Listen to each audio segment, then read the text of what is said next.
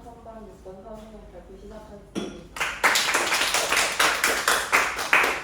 제가 오늘 발표하게 될 주제는 괴테는 어떻게 모든 것을 말할 수 있었을까입니다.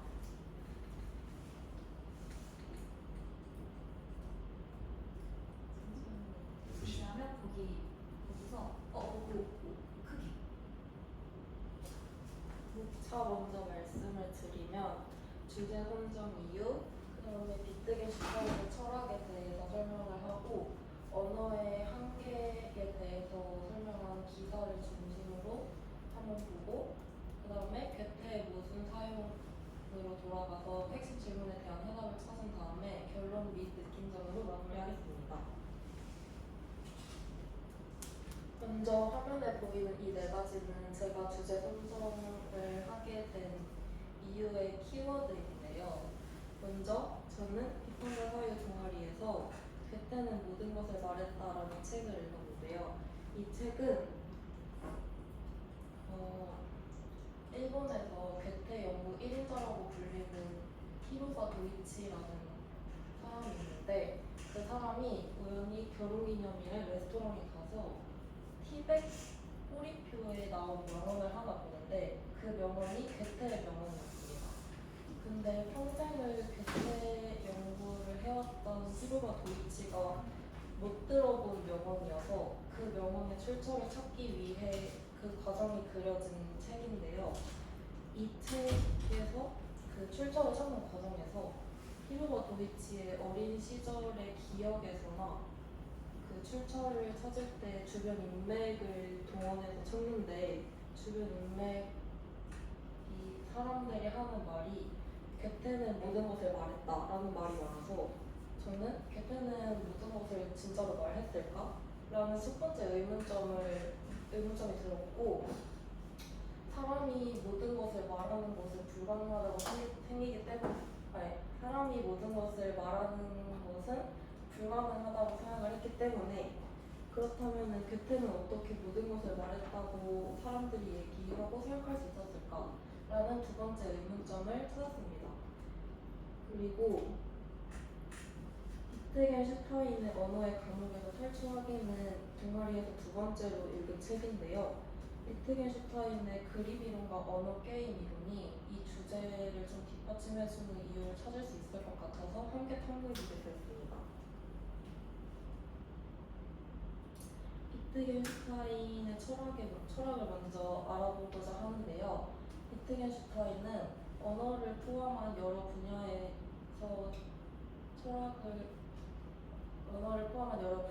철학을 연구한 영국의 한 철학자입니다. 비트겐슈타인의 핵심 이론과 개념이 이 탐구에서 사용이 되는데 네 가지를 설명하자면 먼저 첫 번째로 그림 이론입니다. 그림 이론은 비트겐슈타인이 언어는 세계를 비추는 그림이라고 본 이론으로 언어가 실제 세계의 모습을 그대로 묘사할 수 있을 때 의미를 가진다는 이론이고요. 언어 게임 이론은 언어가 고정된 규칙을 가진 체계가 아니라 사람들이 살아가는 다양한 상황 속에서 사용되는 게임과 가깝다는 이론입니다. 그리고 세 번째로 언어의 한계에 대해서 설명을 하자면 앞서 말한 그림 이론에 의해 언어는 실제로 보이는 것을 묘사할 수 있다고 말했는데 윤리나 철학 이런 문제는 실제로 보이지가 않아서 그 부분에 대해서는 언어로 설명할 수가 없다. 이걸 언어의 한계로 두었고요. 그런 부분에 대해서 침묵을 해야 한다고 주장을 했기 때문에 네 번째 키워드로는 침묵을 넣게 됐습니다.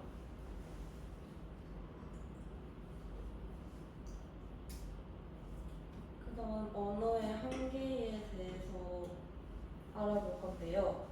비트겐슈타인의 관점에서는 앞에서 말한 듯이 그림 이론을 반영한 관점에서 사실로 표현하기 어려운 영역이 존재하고 그런 부분을 설명을 하기에는 언어가 한계가 있다.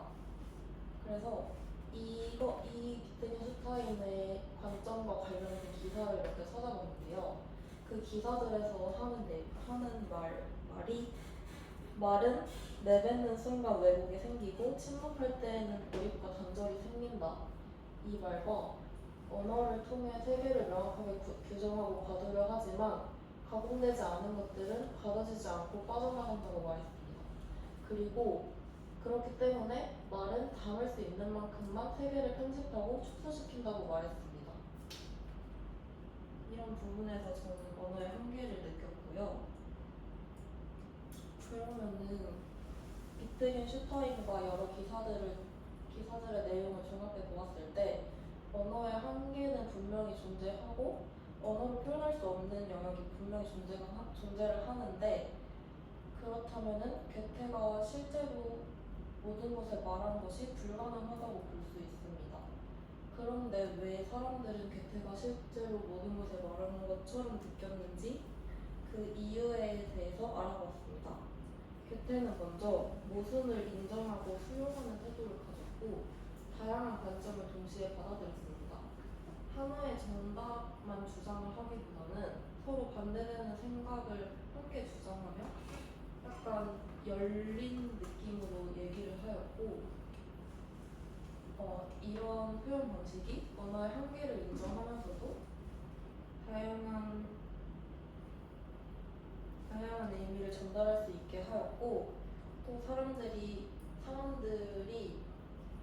기사에서 말한 내용인데 비언어적인 이해관을 공유하고 맥락을 통해 문장의 뜻을 추론하는 특성이 있다고 했는데요. 이런 특성도 괴테가 모든 것을 말했다고 느끼게 한 이유 중에 하나라고 생각을 하였습니다. 그래서 이런 내용들이 종합이 돼서 괴테의 모순적인 표현이 사람들에게 해석을 더 풍부하게 만들어서 이런 결과가 나오게 되었다고 결과를 내었습니다.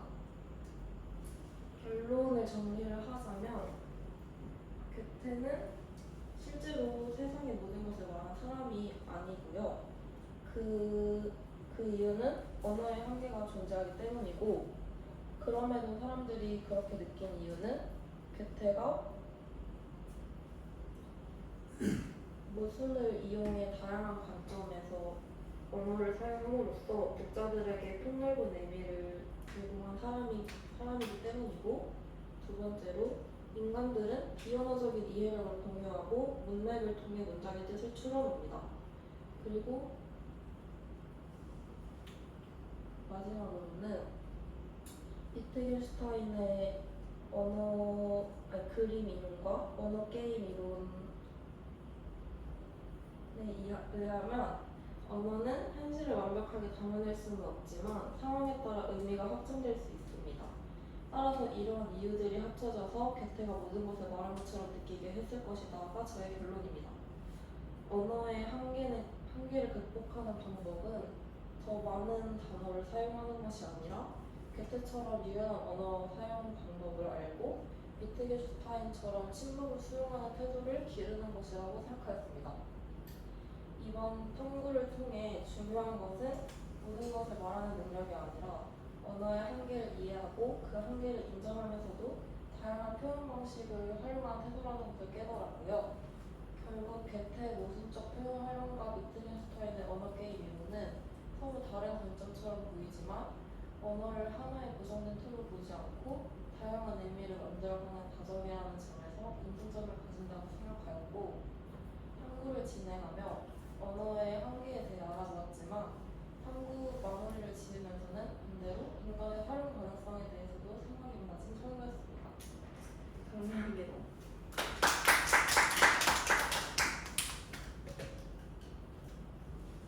질문 받겠습니다. 그 앞에 언어의 한계 쪽 혹시 넘겨줄 수 있어? 여기 언어는 세계를 파악하는 도구인 동시에 세계를 잘라버리는 틀이기도 하다라고 했는데 그러면은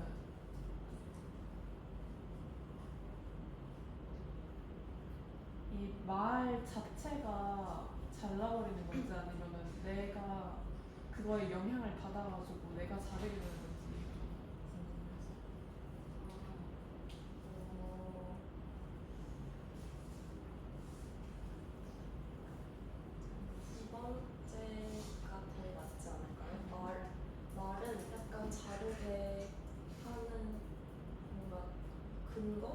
목소리가 느끼고 실제로 내가 느끼는 게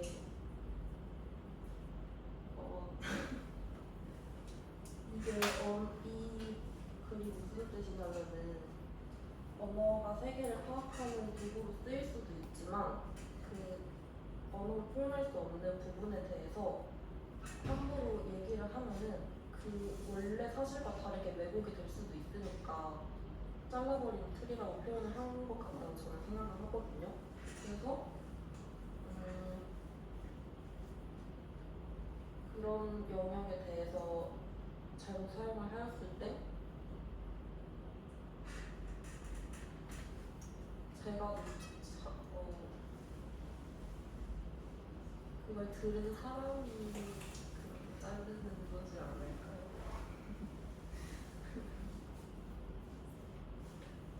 안 돼요. 질문 안 받습니다. 그래요. 그 주장한 걸 보니까 우리가 사전적 단어의 한계에 갇히는 게 아니라 삶에서 뭐 언어를 유연하고 풍부하게 사용하는 태도를 가져야 한다 이렇게 결론을 지었는데 이렇게만 들으니까 사실 이게 되게 좀 추상적인 말처럼 왜곡이 생기고 침묵할 때에는 고립과 단절이 생김. 언어를 통해 세계를 명확하게 규정하고 가두려 하지만 가공되지 않은 것들은 가둬지지 않고 빠져나가. 네. 그래서 좀 구체적인 발표자의 뭔가 삶에서의 경험이나 사례로 이걸 설명한다면 그러니까 이게 어떤 태도인지 구체적으로 궁금해요. 처음 단어의 뭔가 이 사전적 한계에 갇히는 게 아니라 삶에서 언어를 유연하고 풍부하게 사용하는 태도라는 게 어떤 태도를 말하는 걸까요? 그게 혹시 어디 부분에 나와 있는 거예요? 보고서. 아니면 결론이랑 느낀 점에서의 본인의 생각을 좀 더 구체적인 말로 그냥 뭔가 하나로 딱 단정을 짓거나 정답으로 말하지 않고 조금 폭넓게 얘기하는 그런 느낌? 폭넓게. 그게 약간 모순을 잘 활용하라는 의미이지 않을까요? 모순과 침묵을 잘 활용을 해라. 언어의 표현 중 하나로. 모순과 침묵.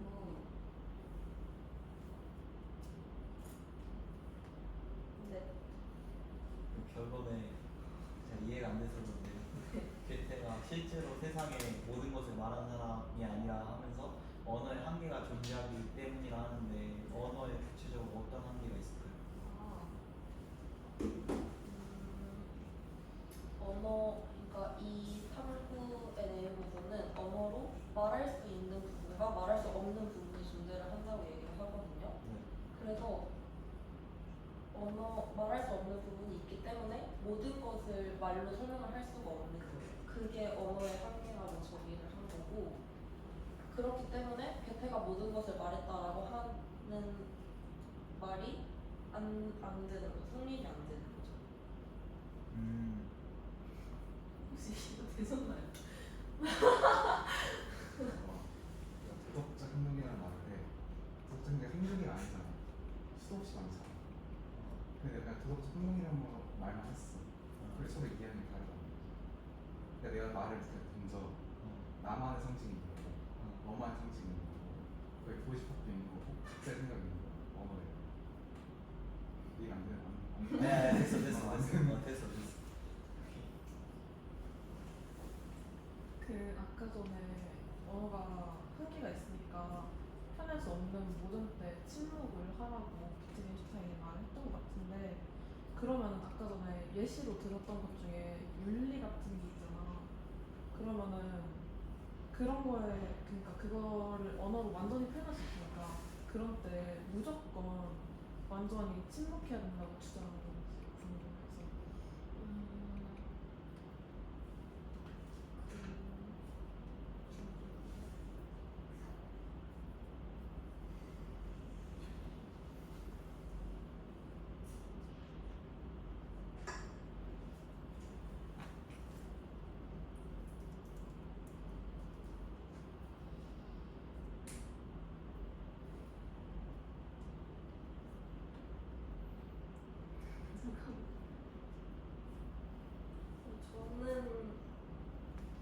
좋다고 생각을 하는데 그 예시가 윤리, 아름다움, 감정 이런 게 있거든요. 그러면은 비트겐슈타인은 그런 거에 대해서 말을 하게 되면은 그게 그 윤리나 아름다움, 감정 이거를 틀에 가두는 거라고 보는 것 같고 그게 맞다고 생각을 하지 않는 것 같아요. 그래서 무조건 그런 부분에 대해서는 침묵을 해야 한다 이런 것 같습니다. 질문 너무 많아요. 저는 어떤 사람을 이해하는데 그 사람이랑 많은 대화를 하면서 그 사람에 대해서 좀 이해를 하는 편인 것 같은데 만약 언어에 한계가 있다면 그러니까 모든 걸 내가 다 말할 수 없고 그 말은 내 모든 걸 다 온전히 저 사람한테 나를 설명할 수 없다는 뜻 같기도 한데 그러면 우리는 결국 타인을 완전하게 이해하는 게 불가능한 걸까요? 저는 그렇다고 생각을 하는데 그래도 그렇다고 반대로 완전히 이해를 하지 못하는 것도 아닌 것 같아요. 왜냐면은 언어 말고도 상대방을 이해할 수 있는 요소들이 있잖아요. 눈에 보이는 것도 있고 여기 이 주제에서 말한 것처럼 비언어적이고 서로 공감 연결되는 이해력 그런 요소들도 있으니까 말로만 상대방을 알 수 있는 건 아니라는 거죠. 다른 요소들도 있으니까 완전히 알지는 못해도 100%는 아니더라도 80% 90%까지는 잘하면 가능하지 않을까 싶습니다. 네. 언어로 다 표현할 수 없다는 물론 없는 감정이 있다고 하는데 혹시 최근에 그런 느낌을 받은 적이 있으세요? 최근에 약간 생활적인 시간에 그 윤리적 문제를 토론을 했었는데 그런 부분에서 정답이 하나로 나오기가 어렵더라고요. 그리고 뭔가 설득당하고 설득하는 경우도 있고 입장이 계속 바뀌니까 뭔가 딱 하나로 정리하기가 어렵다 이렇게 느꼈고 그래서 탐구하면서도 그래서 윤리 같은 부분에서 이런 부분이 비트겐슈타인이 말을 할 수 없는 영역이라고 하지 않았을까 이런 걸 좀 느꼈습니다. 질문 있으신가요? 네. 그러면 뭐 사람들이 백태를 이해하지 못하는 건가요?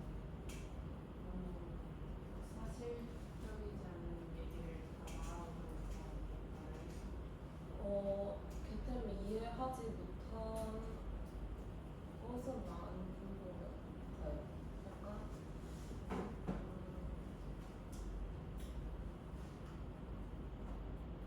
이 탐구에서 말하는 거는 개태의 언어를 활용한 방식 덕분에 사람들이 개태가 모든 것을 말했다고 느꼈다. 이게 핵심인 것 같아서 개태를 이해하지 못한 건 아닌 것 같아요. 마지막이 네. 그 비트겐슈타인이 말할 수 없는 것에 대해서는 침묵해야 한다. 그렇다면 이 주장에 혹시 동의를 하는지 아니면 말할 수 없는 것에 대해서도 끝까지 말하는 노력이 필요하다고 생각하는지 저는 침묵하는 것보다는 말을 하는 게 더 좋다고 생각을 해요. 왜냐하면은 뭔가 사람마다 생각이 다른데 그게 꼭 정답이 아니더라도 다른 사람과 그런 얘기를 하면서 그 말할 수 없는 영역에 대한 저의 가치관이나 생각을 넓힐 수도 있는 거잖아요. 그래서 저는 솔직히 침묵을 하는 것보다는 말을 하는 게 더 좋다고 생각을 합니다. 뭔가 침묵을 하게 되면은 오히려 그러니까 세 개의 관점으로 봤을 때는 정의가 자유롭게 해석을 할 수 있다고 하지만 개개인의 관점으로 볼 때는 침묵을 해버리면은 내 관점에만 한정되어 있는 느낌? 그런 느낌이 나서 저는 침묵보다는 말을 하는 게 더 좋다고 생각합니다. 네. 그렇게 말할 수 없고 이해할 수 없는 것들에 대해서 말해도 괜찮다고 하셨는데 네. 그러면 여기서는 진정한 본질을 왜곡시킨다고 했는데 그래도 괜찮은 건가요? 그러니까 제 관점에서 보면은 진정한 본질을 왜곡시키는 것을 저는 스스로 약간 판단을 하는 게 더 중요하다고 생각을 해서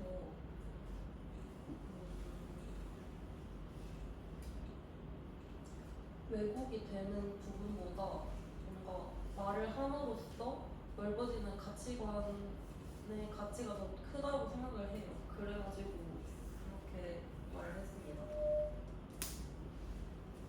네.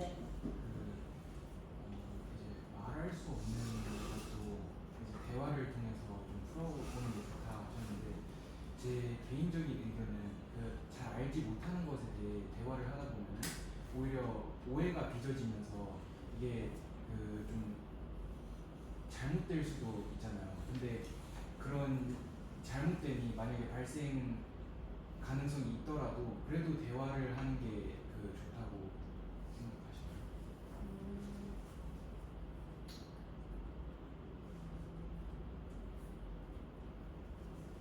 오해가 생겨서 말을 하는 게 더 좋아요. 그런 문제 가능성이 있는데 그럼에도 불구하고 이제 말을 해서 대화를 하는 게 오히려 더 중요하다 생각합니다. 네.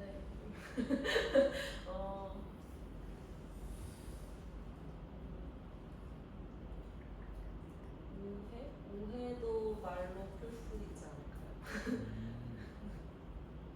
그리고 그거는 그냥 어쩔 수 없는 부분이라고 생각을 해요. 말을 하면서 생기는 뭔가 좀 안고 가야 하는 문제?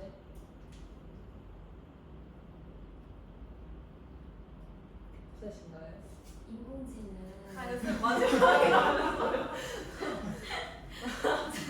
저도 가끔 챗GPT랑 대화를 좀 하는데요. 네. 상담 같은 것도 하고.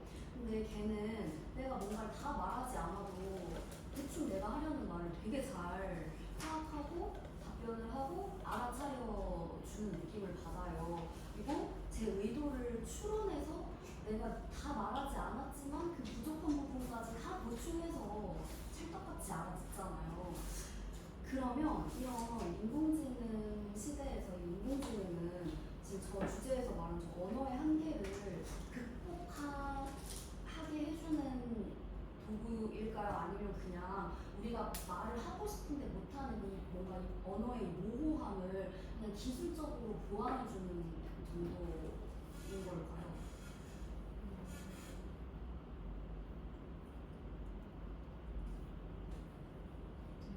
두 번째가 기술적으로 구하는 거고 첫 번째가 언어의 한계를 극복하게 해주는 극복하는 것인지 어쨌든 인공지능과 인공지능과 저 언어의 한계를 관련 지은 발표자의 생각이 궁금합니다. 그냥 저는 도구에 불과하다고 생각하고 두 번째의 답이 더 맞는 것 같아요.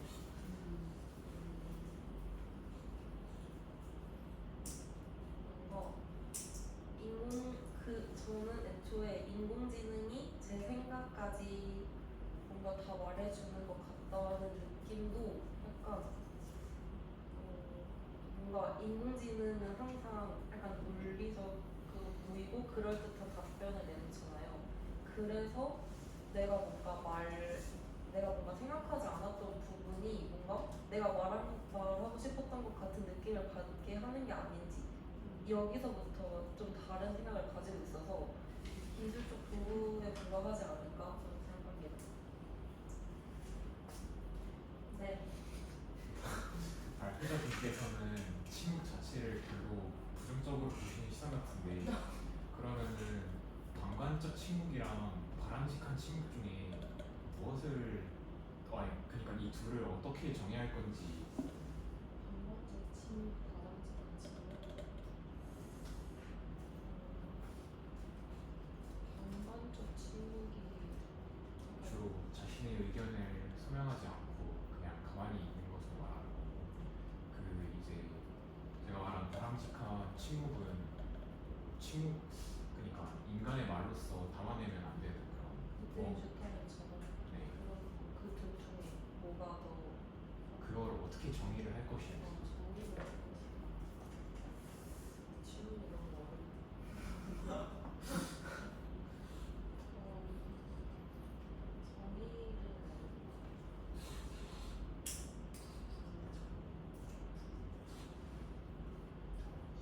비트겐 제가 침묵을 좀 부정적인 시각으로 바라보는 것 같다고 하셨는데 그래도 비트겐슈타인이 말한 침묵이 바람직한 침묵에 더 가깝다고 생각을 해서 그게 바람직한 침묵의 정의를 내리자면 아마 비트겐슈타인의 말에서 사용된 침묵이 바람직한 침묵인 것 같고 방관적 침묵은 잘 모르겠습니다. 좀 더 생각을 해봐야 알 것 같아요.